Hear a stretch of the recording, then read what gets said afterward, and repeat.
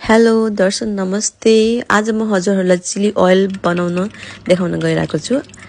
फर्स्टमा प्यानमा तेल बसाल्ने, हजुरलाई कति तेल चाहिन्छ त्यही अनुसार। अनि म त्यसपछि अनियन राखेको छु, एउटा अनियन और आधी अनियन पनि राख्न सक्नुहुन्छ। और हजुरसँग चाहिँ रेड अनियन छ भने अझै बेस्ट हुन्छ। मसँग थिएन त्यही भएर मैले यही नै राखेको छु।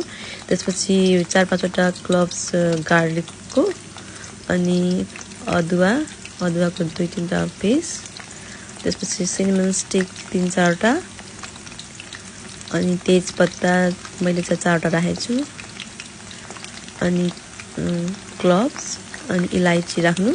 इलायची मैले कुटेर राखेको छु, इलायची र क्लब्स। त्यसले चाहिँ गर्दा चाहिँ यसमा यो तेलमा चाहिँ एरोमेटिक फ्लेभर आउँछ नि त, त्यही भएर यो तेललाई चाहिँ हामीले सबैलाई अब राखिसकेपछि हामीले चाहिँ 20 मिनट्स यसलाई चाहिँ यसरी नै कुक गर्छौँ लो हिटमा। अनि साइडमा चाहिँ हामीले चाहिँ मैले चाहिँ 250 ग्राम चाहिँ चिली फ्लेक्स लिएको छु। हजुरसँग ड्राई चिली छ भने त्यसलाई ग्राइन्ड पनि गरेर राख्न सक्नुहुन्छ।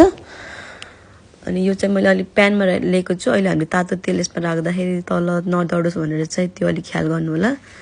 मैले चिली फ्लेक्स अनि फेरि लसुनलाई सानो काटेर लिएको छु। नुन चाहिँ हजुरले आफूलाई कति चाहिएको छ त्यो अनुसार लिनु। सेसमी सिड अनि टिमुर पनि पिसेर राखेको छु मैले।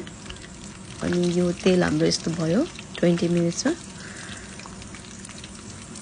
यो तेललाई अब हामीले छानेर चाहिँ यसको माथि अब हामीले राख्छौँ। मैले चाहिँ अलिकति सेलाएर राखेको थिएँ, अनि मलाई अलिक चित्त बुझेन, त्यही भएर फेरि मैले चाहिँ यही प्यान चाहिँ ग्यासमा मैले बसालेर चाहिँ यो यस्तो भएको थियो। अनि मैले चाहिँ ग्यासमा पकाएँ एकछिन 5 मिनट्स जति यस्तरी।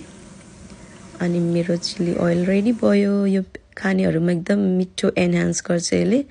Thank you for watching.